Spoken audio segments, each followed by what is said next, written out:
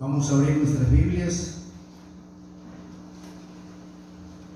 en el libro de Apocalipsis, que es el libro que estamos meditando en estos meses, ya 7 meses que empezamos a meditar en el libro de Apocalipsis, básicamente en estos 3 primeros capítulos que contienen el mensaje a las 7 iglesias del Apocalipsis. Y hemos transitado ya durante 7 meses a lo largo de estos capítulos, primero y segundo, y ahora en el tercero, viendo cada uno de los mensajes que el Señor enviara a las iglesias que se encontraban en el Asia Menor. Iglesias que tuvieron su existencia histórica y que cada una de ellas nos deja siempre una lección tanto de lo positivo como de lo negativo. Advertencias de parte del Señor, amonestaciones, pero también palabras de aliento, de aprobación y de consuelo, sobre todo para la iglesia de Filadelfia y la iglesia de Esmirna. Estamos viendo el mensaje a la iglesia de Filadelfia, y hay que recalcar nuevamente que es la única iglesia, junto con la iglesia de Esmirna, las que no reciben ninguna palabra de censura ni de reproche. Filadelfia es una iglesia a quien Dios ha aprobado. Es una iglesia pequeña, pero que ha hecho mucho. Es la iglesia despreciada por los hombres, pero apreciada por el Señor. Es la iglesia débil en recursos humanos, pobre en recursos materiales, pero fuerte en el Señor. El Señor le dice: aunque tienes poca fuerza, sin embargo no has negado mi nombre, has guardado mi palabra. Qué importancia. La iglesia de Filadelfia nos enseña que Dios no evalúa como los hombres evalúan. Nos enseña que Dios no mira la cantidad de recursos que una iglesia pueda tener. No lo sorprende al Señor la gran infraestructura, y que la grandeza de una congregación no está en la multitud de personas que vayan a su iglesia o a esa congregación. La grandeza de una congregación está en la fidelidad. La fidelidad. Y qué importante, si algo aprendemos que debe de quedar grabado en nuestra mente y en nuestro corazón, es que la iglesia de Filadelfia es una iglesia fiel, una iglesia leal, una iglesia que guardó la palabra del Señor y que mantuvo con fidelidad el testimonio del Señor. No negó el nombre del Señor, aun cuando pasó por mucha persecución. Es increíble, pero en estos tiempos, sobre todo en estos tiempos, muchos terminan sucumbiendo delante de las dificultades de la vida. Ellos, por mucho más, porque ahora no tenemos ningún compromiso con la vida, ¿no? Nuestra vida no está en peligro, no hay una persecución real, y necesitamos aferrarnos al Señor mucho más todavía. Mucho más. Vamos a leer nuevamente el texto en Apocalipsis capítulo 3, versículo 7. Leemos una vez más: escribe al ángel de la iglesia en Filadelfia, esto dice el santo, el verdadero, el que tiene la llave de David, el que abre y ninguno cierra, y cierra y ninguno abre. Yo conozco tus obras. He aquí he puesto delante de ti una puerta abierta, a la cual nadie puede cerrar. cerrada. Porque aunque tienes poca fuerza, has guardado mi palabra y no has negado mi nombre.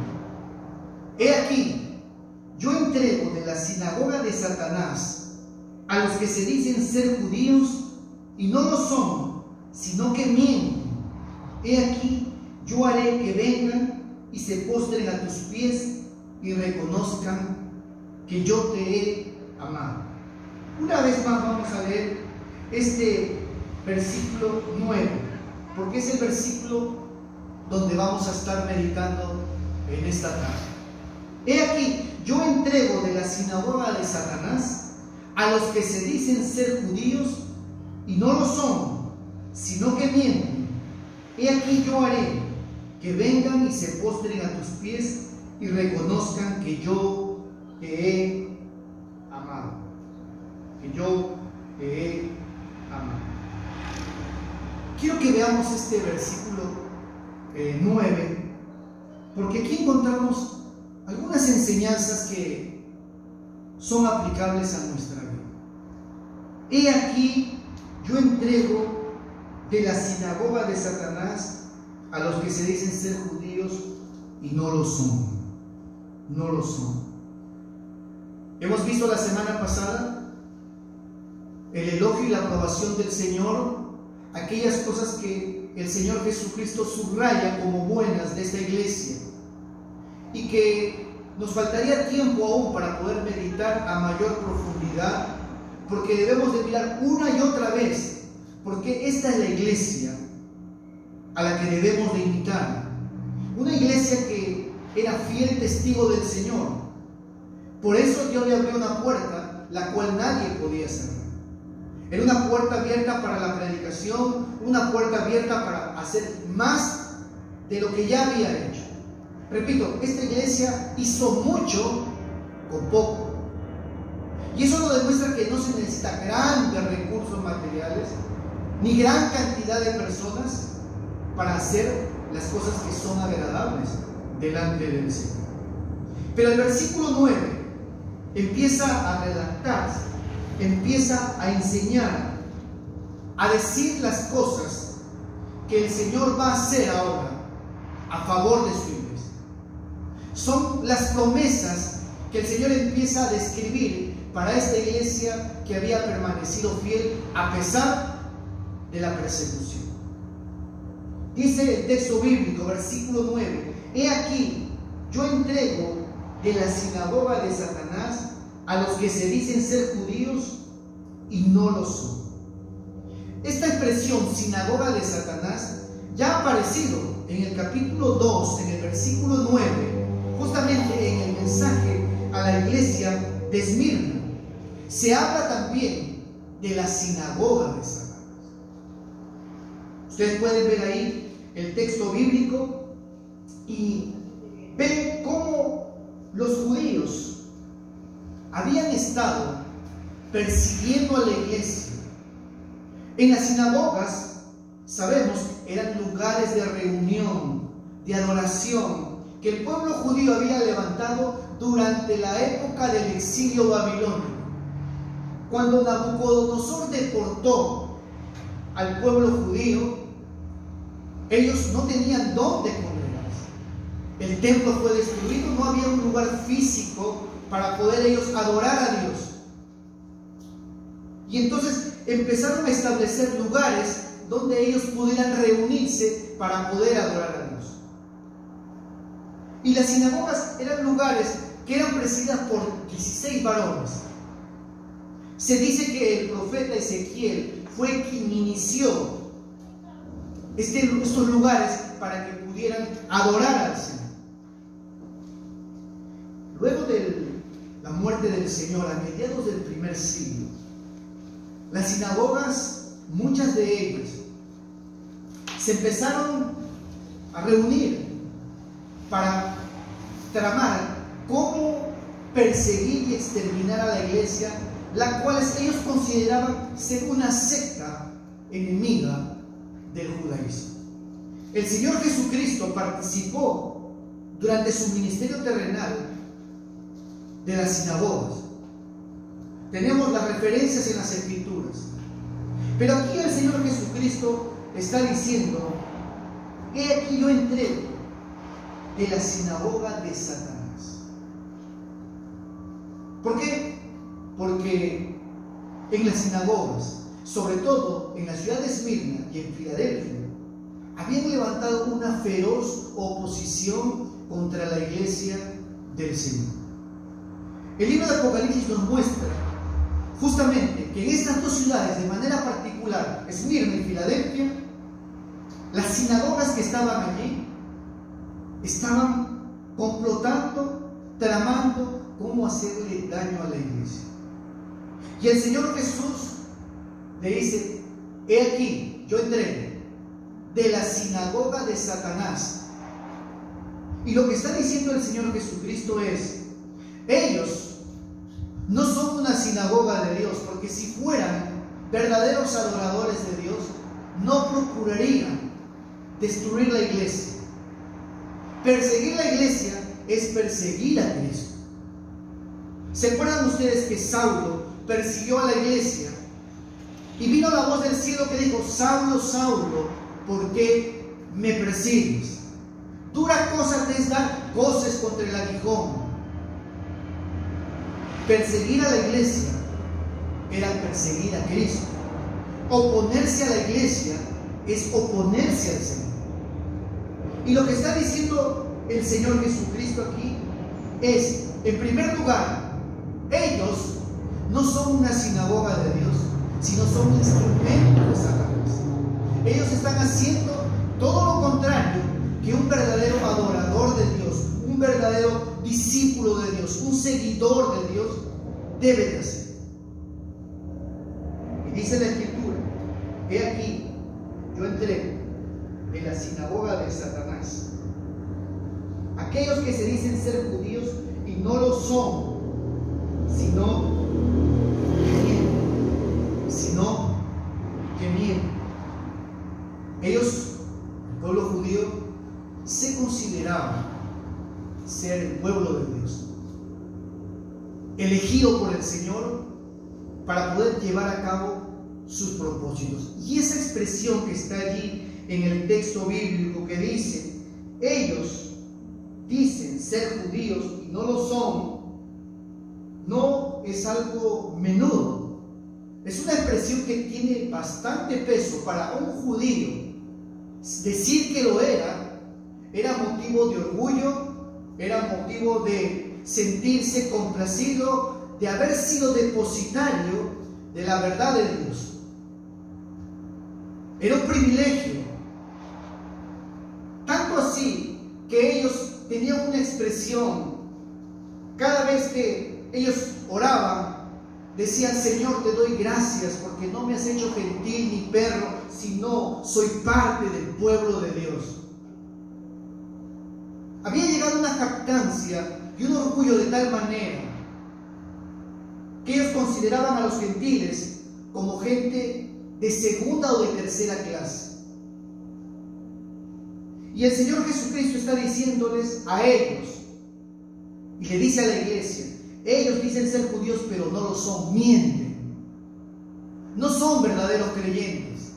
Se reúnen en esa sinagoga que ellos dicen que es una sinagoga de Dios, pero es una sinagoga de Satanás, porque es un lugar donde hacen las obras del diablo. Jesucristo, el Señor, dijo: el que me recibe a mí, recibe al que me envió. Rechazar a Cristo es rechazar a Dios. Y la nación judía rechazó al Mesías que Dios les había enviado. No solamente lo rechazaron, sino que la Escritura dice que lo mataron. Pero aún así, ellos seguían considerándose el pueblo del Señor. Vamos a ir a Romanos, capítulo 9, para poder ver qué es lo que implicaba para ellos decir que eran judíos. Este pasaje nos va a dar una luz de lo que significaba ser judío. Vamos al libro de Romanos. Romanos capítulo 9, versículo 1 en adelante. Miren lo que dice allí. Verdad digo, dice el apóstol Pablo, verdad digo en Cristo, no miento, y mi conciencia me da testimonio en el Espíritu Santo, que tengo gran tristeza y continuo dolor en mi corazón, porque deseara yo mismo ser anatema, separado de Cristo, por amor a mis hermanos, los que son mis parientes según la carne, está refiriéndose a los judíos, que son israelitas, de los cuales son la adopción, la gloria, el pacto, la promulgación de la ley, el culto y las promesas, de quienes son los patriarcas, de los cuales según la carne vino Cristo, el cual es Dios sobre todas las cosas, bendito por los siglos.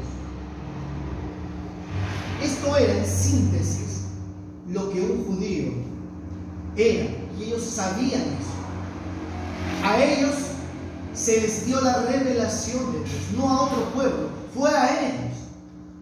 A ellos Dios les confió sus leyes para que pudieran compartirlas con el mundo entero. De ellos son los patriarcas. ¿Quién es Abraham? ¿No es un judío? ¿No fue un judío?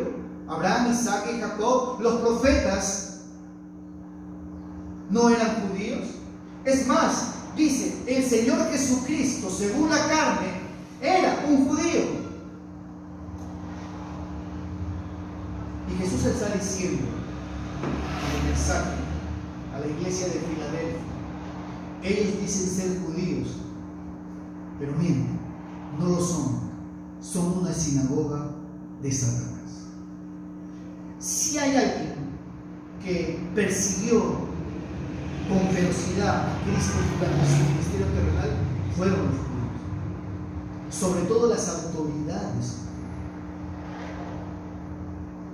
Acuérdense que él, en una conversación que tuvo, porque ellos se decían que eran hijos de Dios, en una conversación ahí en Juan capítulo 8, ellos le dijeron al Señor, nosotros no somos nacidos de fornicación, un Padre tenemos que es Dios. Y Jesús les respondió, si vuestro Padre fuera Dios, vosotros me amaríais, porque yo de Dios he salido. Pero vosotros sois de vuestro padre el diablo, y las obras de vuestro padre queréis hacer. Si ustedes fueran de Dios, no procurarían matar. Esto no hizo Abraham.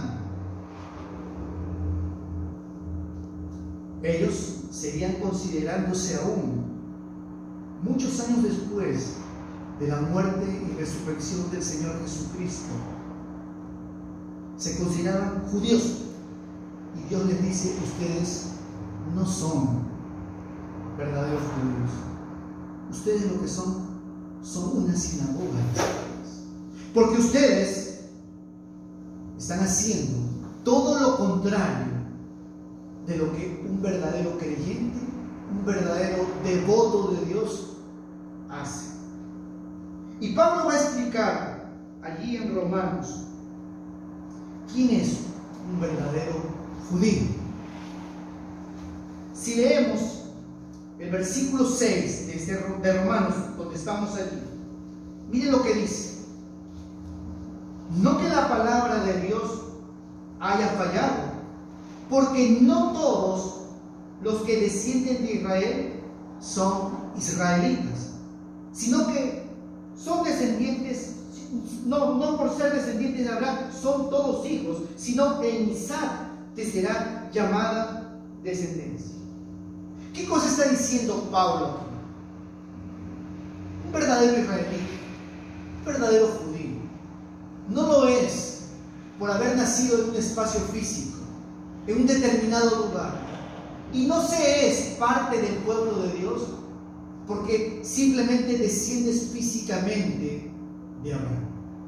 No, un verdadero creyente, ser parte del pueblo de Dios no es algo que se gana o se logra formando parte de una nación en específica, o ser descendiente física de alguien.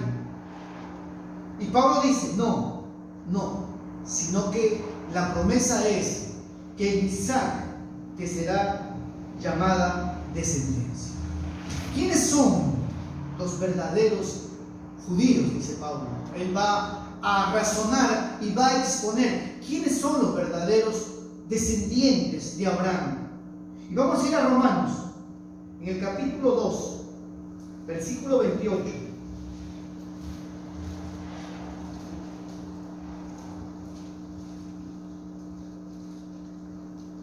Pablo va a decir algo como esto, desarrollando acerca de esta verdad, de esta realidad. Miren lo que dice, Romanos capítulo 2, versículo 28. Pues no es judío el que lo es exteriormente, ni es la circuncisión la que se hace exteriormente en la carne, sino que es judío el que lo es en lo interior. Y la circuncisión es la del corazón, el espíritu, no en la letra, la alabanza de la cual viene de los hombres.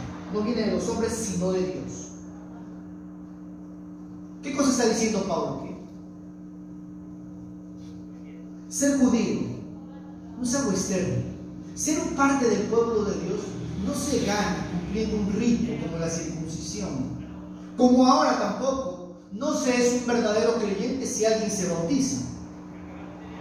Se necesita algo más profundo que cumplir una cierta ceremonia o un cierto rito. Pablo dice, es un verdadero israelita, un verdadero creyente, aquel que ha sido circuncidado interiormente. Es decir, aquel que ha sido transformado, su corazón de piedra ha sido quitado y le ha sido dado un corazón de carne para poder conocer al Señor. Se le dijo al profeta Jeremías, he aquí, vienen días en que yo haré un pacto con la casa de Israel y les daré un corazón nuevo, quitaré el corazón de piedra y les daré un corazón de carne, para que todos me conozcan, desde el mayor hasta el menor, y nadie diga a nadie, conoce al Señor, pues todos me conocen. Eso es lo que a uno lo convierte en un verdadero creyente. Juan va a decirlo en el Nuevo Testamento por palabras del Señor. Esto es lo que significa el nuevo nacimiento, la circuncisión del corazón. El que no nace de nuevo no puede entrar ni puede ver el reino de Dios. Un verdadero creyente no persigue a la iglesia. Un verdadero creyente ama a Cristo y ama a su iglesia. Y la iglesia de Filadelfia había sido perseguida, estaba siendo perseguida duramente por la sinagoga que se encontraba en esa ciudad. Si había un grupo que le causaba tantos problemas y afligía tanto a la iglesia, fueron los judíos de la ciudad de Filadelfia. Pero la promesa del Señor Jesús es, he aquí, yo entrego.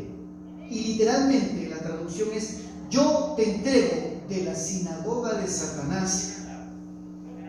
Algunos. La traducción habla de algunos. ¿Qué cosa está diciendo el Señor? Yo voy a hacer que algunos de esos que te están persiguiendo los voy a entregar para que sean parte de la iglesia y reconozcan que yo te amo. Y aquí, yo te entrego. Dice la traducción literal, como un imperativo. Algunos de aquellos que se dicen ser judíos y no lo son, para que ellos conozcan que yo te amo. Bueno, siempre ha sido así. El Señor vence a sus enemigos y conquista el corazón de aquellos que se levantan contra la iglesia.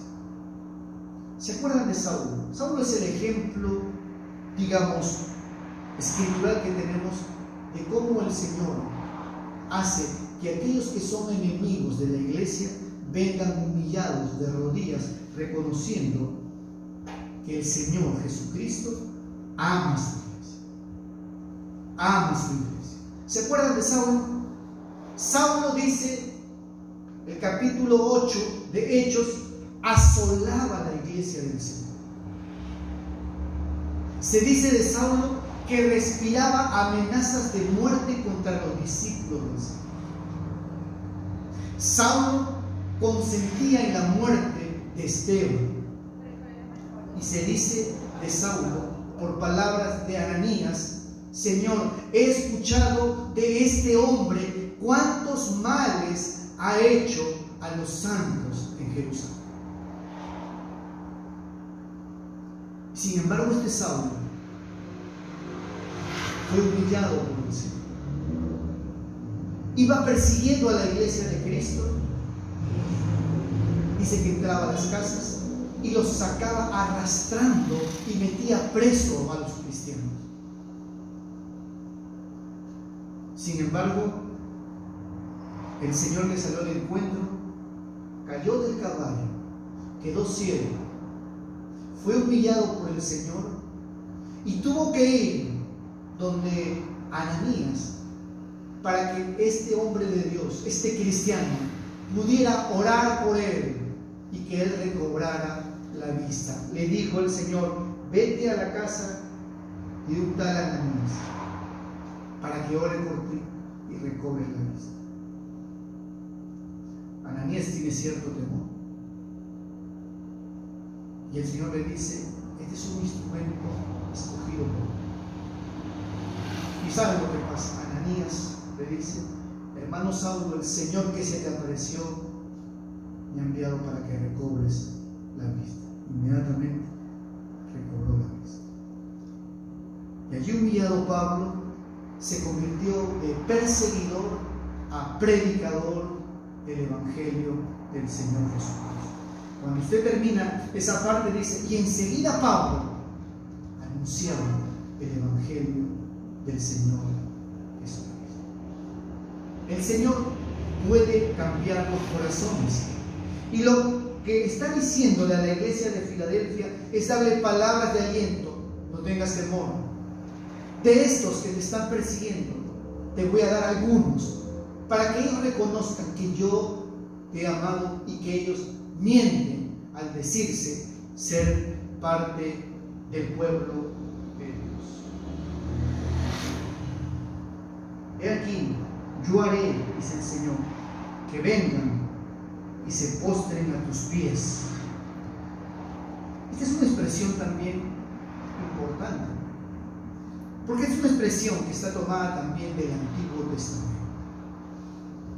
El pueblo judío, después del exilio, recibió a través de los mensajes proféticos diversas promesas de que el Señor afligiría a aquellos que habían afligido a la nación de Israel. Y vamos a ver un pasaje donde justamente se habla acerca de esto. Vamos a Isaías, capítulo 60, por favor. En el Antiguo Testamento, libro del profeta Isaías.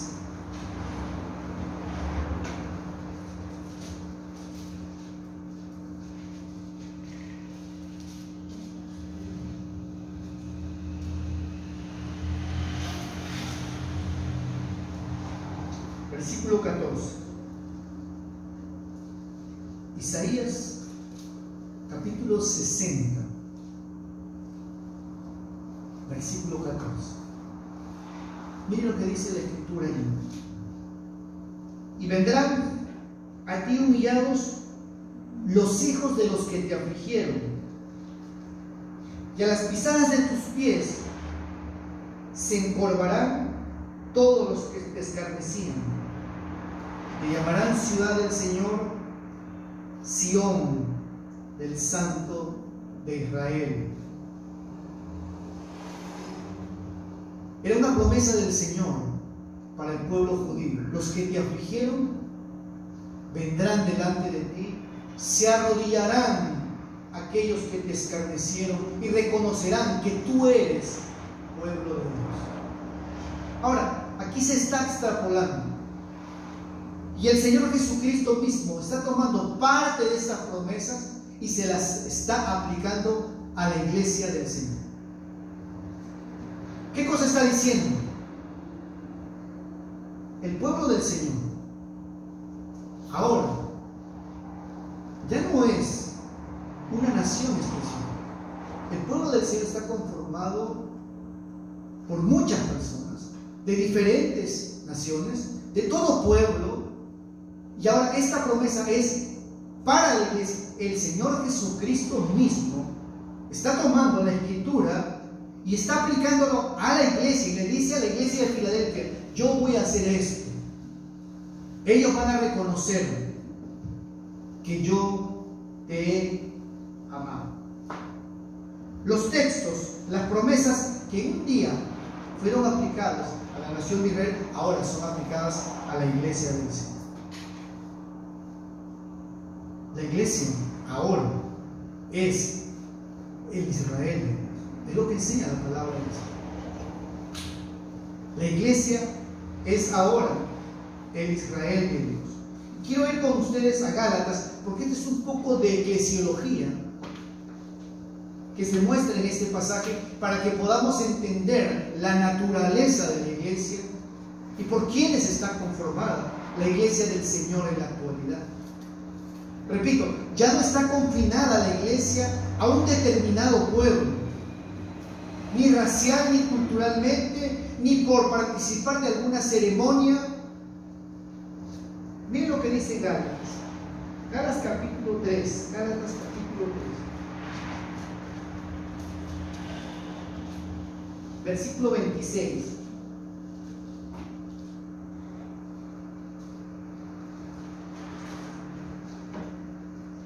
Miren lo que dice la Escritura. Gálatas capítulo 3, versículo 26. Pues todos sois hijos de Dios por la fe en Cristo Jesús. Porque todos los que habéis sido bautizados en Cristo, de Cristo estáis revestidos. Miren lo que dice a continuación Pablo: ya no hay judío, ya no hay griego, no hay esclavo, no hay libre, no hay varón, no hay mujer, porque todos vosotros sois uno en Cristo Jesús. ¿Qué está diciendo Pablo?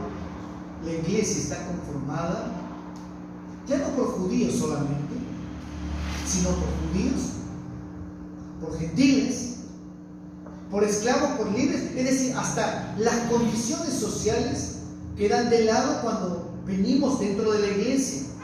Hombre y mujer somos uno en Cristo. La circuncisión, Pablo dice, no tiene ya ningún valor, porque lo que vale ahora es la circuncisión del corazón. De nada vale que tú participes de la iglesia si tu corazón no ha sido circuncidado, tu corazón no ha sido transformado, no eres parte de la iglesia. Por eso bien haríamos en meditar si hemos nacido de nuevo, si Dios nos ha dado un nuevo corazón. Ahora, no solamente esto dice Pablo, sino que si avanzamos al capítulo 6 de este mismo libro y vamos al versículo 15, miren lo que dice. Capítulo 6, versículo 15.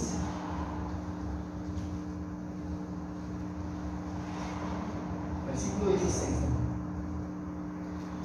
¿Qué dice? Porque en Cristo Jesús ni la circuncisión vale nada, ni la incircuncisión, sino una nueva creación. ¿Eres nueva criatura? De modo que si alguno está en Cristo, nueva criatura es. Las cosas viejas pasaron, todo es hecho nuevo. Segunda de Corintios, capítulo 5, versículo 17.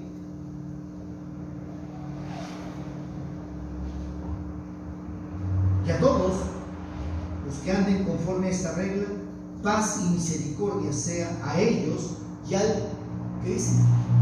Israel de Dios. A todos los que anden conforme a esta regla, sea paz y misericordia a ellos y al Israel de Dios. Y el texto que estamos viendo de Apocalipsis, el Señor Jesús le está recordando a la iglesia de Filadelfia cuál es el lugar de su iglesia en este tiempo. Le recuerda, no son parte del pueblo de Dios simplemente por haber nacido en Israel. No son judíos o parte del pueblo de Dios porque han sido circuncidados y tienen una ceremonia y guardan ciertas observancias. Pablo mismo dice, ni la circuncisión ni la incircuncisión vale nada delante del Señor, sino una nueva creación. Si no naces de nuevo, no puedes entrar al reino de Dios. Efesios capítulo 2, versículo 13. Miren lo que dice.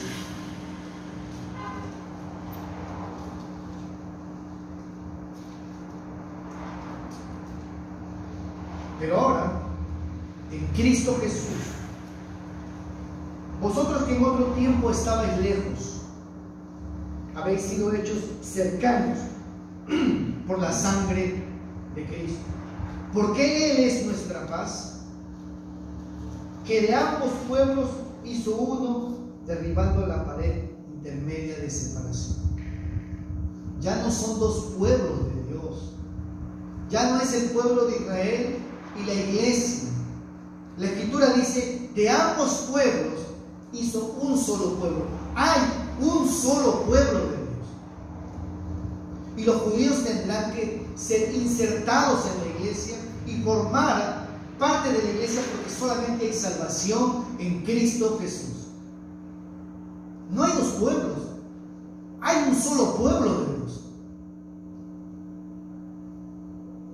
Pablo va a decir en otro lugar, todos los que son de la fe, estos son verdaderamente hijos de Abraham.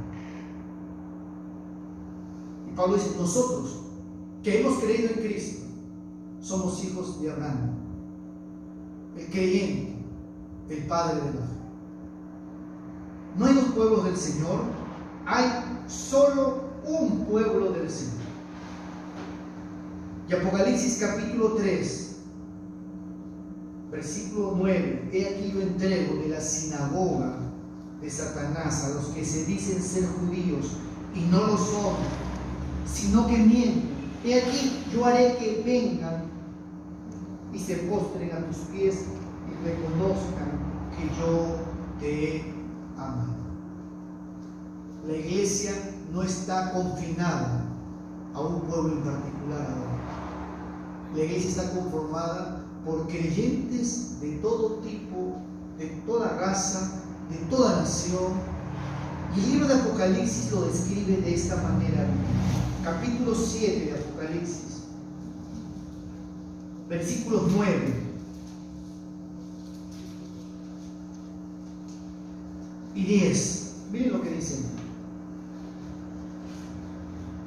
Una visión de la iglesia en la eternidad, en el cielo, de la iglesia. Después de esto, dice el apóstol Juan, miré y he aquí una gran multitud, la cual nadie podía contar, de todas las naciones y tribus y pueblos y lenguas, que estaban delante del trono y en la presencia del Cordero, vestido de ropas blancas y con palmas en las manos. Y clamaban a gran voz diciendo, la salvación pertenece a nuestro Dios que está sentado en el trono y al Cordero. La iglesia está conformada por una multitud incontable de hombres y mujeres, de toda lengua, de toda nación, de toda cultura, de todo lugar. No está circunscrita a un pueblo en particular. Dios le ha placido salvar y formar su pueblo de todas las naciones del mundo. Siempre me pregunto, ¿cómo podemos comunicarnos en la eternidad? ¿Se ha puesto usted a pensar? Si nosotros hablamos español, pero habrá creyentes chinos y alemanes, y franceses y neozelandeses. Imagínese usted en todos los dialectos que hay, y estaremos delante del Señor. No dice la Escritura cómo se vencerá esa barrera, pero sí dice la Escritura qué es lo que hacen los creyentes en la eternidad. Dice, y clamaban a gran voz, es decir, levantaban sus voces, alabando al Señor, diciendo: la salvación pertenece a nuestro Dios, que está sentado en el trono y al Cordero. ¿Qué es lo que hace la iglesia en la eternidad? Parte de lo que hace la iglesia en la eternidad es adorar a Dios. De manera tal que este tiempo que tenemos aquí, los domingos, solamente son anticipos, arras, son preparativos para la eternidad, porque esto será una de las cosas que haremos en la presencia del Señor. Por eso es imposible que alguien que no anhela estar el domingo en la casa de Dios pueda querer estar en la eternidad, porque es lo que vamos a hacer. Esto solamente es una preparación. Por eso comencé diciendo que el salmista decía: una cosa he demandado al Señor, esta buscaré, que esté yo en la casa del Señor todos los días, para inquirir en su santo templo y contemplar su hermosura. Si alguien no quiere estar en la casa del Señor los domingos, no piense que va a estar en la eternidad. Imposible. Porque esto que hacemos aquí es parte de lo que se hará en la eternidad. Disfrutamos de Dios hoy. Mañana puede ser demasiado tarde, estaremos en. Clamaban a gran voz, alabando al Señor: la salvación pertenece al Señor. Volvamos a Apocalipsis capítulo 3. He aquí, yo entrego de la sinagoga de Satanás a los que se dicen ser judíos y no lo son, sino que mienten. He aquí, yo haré que vengan y se postren a tus pies y reconozcan que yo te he.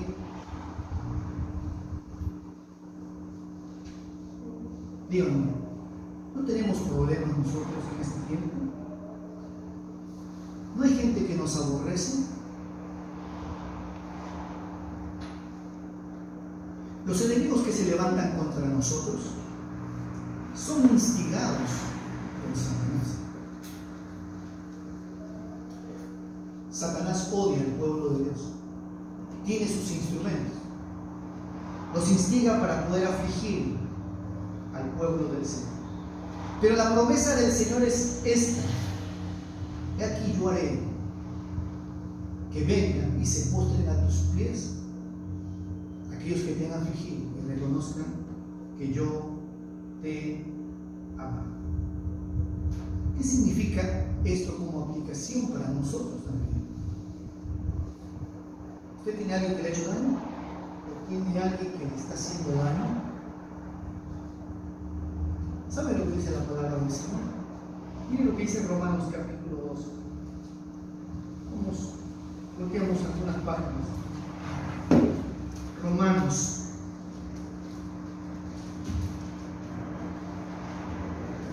capítulo 12.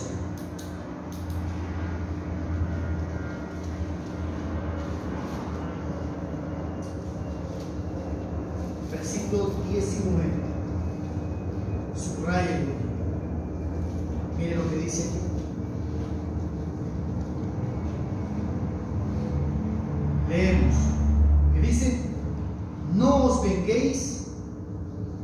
vosotros mismos, amados míos, sino dejad lugar a la ira de Dios, porque escrito está: mía es la venganza, yo pagaré, dice el Señor. ¿Cuál es la actitud que debemos de tener cuando alguien nos ha hecho tanto daño? La venganza es del Señor. La venganza es del Señor. Miren lo que dice Hebreos capítulo 10. Hablando también de lo mismo. Los creyentes generalmente sufren oposición, persecución. Versículo 30.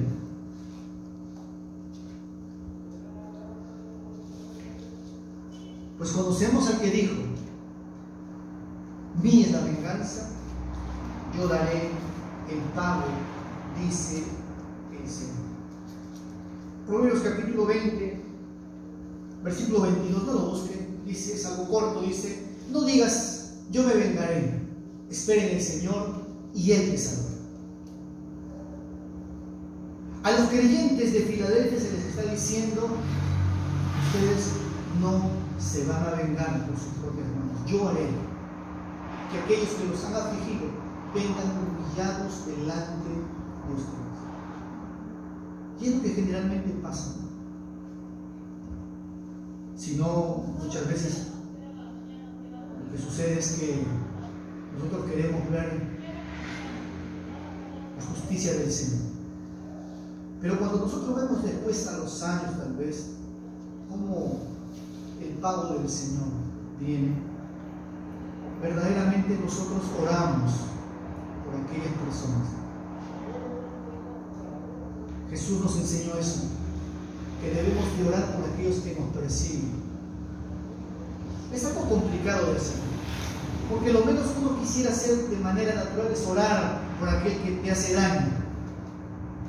Si tu enemigo tiene hambre, dale de comer. Lo menos que yo quisiera hacer en mi carne sería hacer eso. Pero la Escritura dice: si tienes sed, dale de beber. Es lo que la Escritura dice. No digas en tu corazón: yo me vengaré, mía es la venganza, dice el Señor, yo voy a dar el pago. Dice el libro de Deuteronomio que Dios no se tarda en darle el pago a los que le aborrecen. Si uno aborrece a la iglesia, aborrece a Dios. Afliges a la iglesia, estás afligiendo a Cristo. Recordemos que la iglesia es la esposa del Cordero. Mía es la venganza, yo daré el pago. Voy a hacer que aquellos que te han afligido vengan humillados delante de Él. Un ejemplo en la Biblia. ¿Se acuerdan ustedes de José? ¿Sus hermanos le hicieron mucho daño o poco? Le hicieron mucho daño. Siendo un jovencito él de 17 años, sus hermanos dicen que lo aborrecían y no podían hablarle pacíficamente.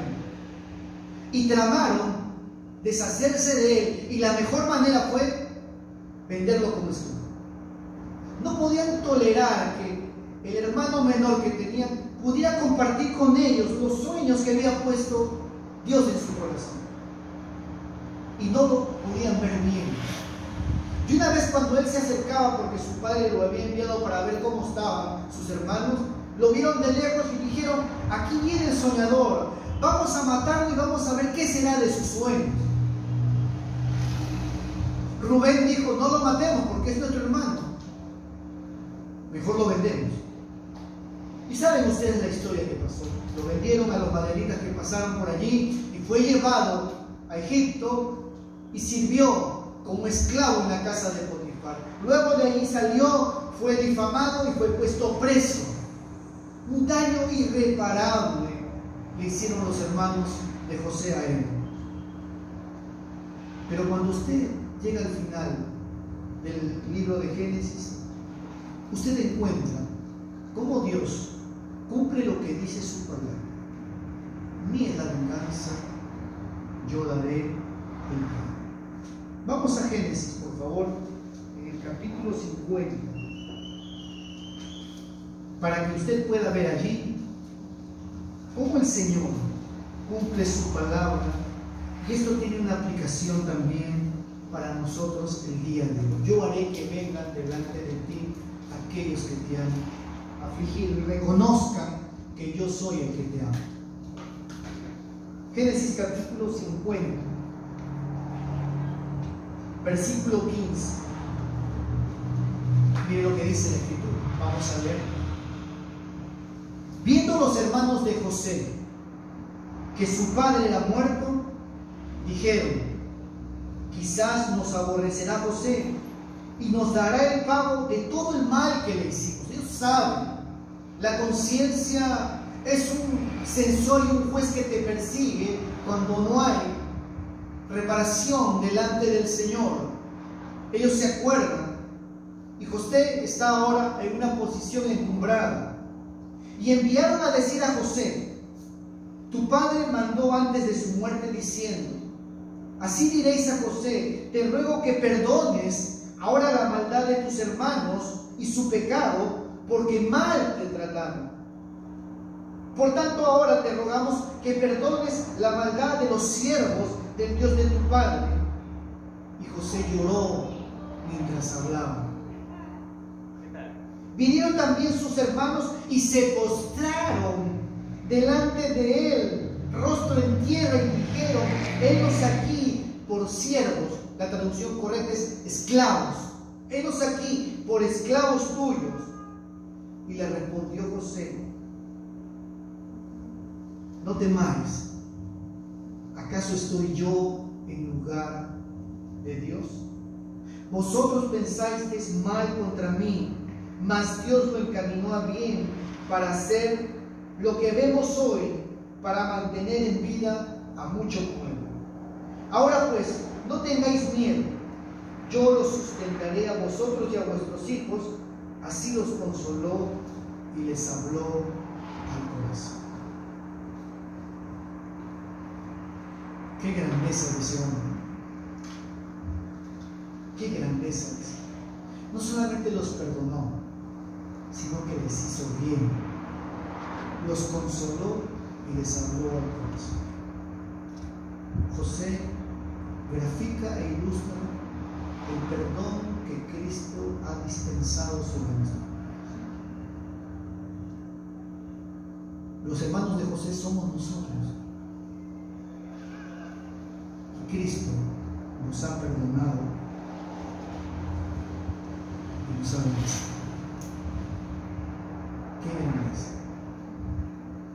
Allí vemos reflejado cómo el Señor hace que aquellos que te aborrecen, aquellos que te han afligido, en algún momento vendrán humillados delante de ti, en esta vida o en la eternidad, y reconozcan que tú eres pueblo del Señor, amado por Dios, guardado por el Señor. Ese versículo 9 de Apocalipsis habla de la naturaleza de la iglesia, de lo que Cristo hace por su iglesia y de las promesas que tiene para su iglesia, que empiezan con eso. Yo haré que se postren delante de ti aquellos que se dicen ser judíos y no lo son, sino que mía es la venganza, dice el Señor, yo daré el pago. Qué bueno ha sido el Señor con nosotros. Si hay algo que tenemos que aprender de la iglesia de Filadelfia, es ser fieles. Fieles. Para ellos bien se podría aplicar lo que el Señor dijo: bien, buen siervo y fiel. Sobre poco has sido fiel, sobre mucho te pondré. Entra en el reposo de tu Señor. Que imitemos y estudiemos aún a más profundidad este mensaje del Señor a la iglesia de Filadelfia. Vamos a orar. Señor, gracias te damos por tu santa palabra. Gracias por recordarnos lo que tú has hecho por tu iglesia, por quienes está conformada tu iglesia y lo que tú harás por nosotros. Señor, que podamos imitar a la iglesia de Filadelfia en su fidelidad, en su devoción, que podamos cumplir con tus propósitos y que tú seas glorificado.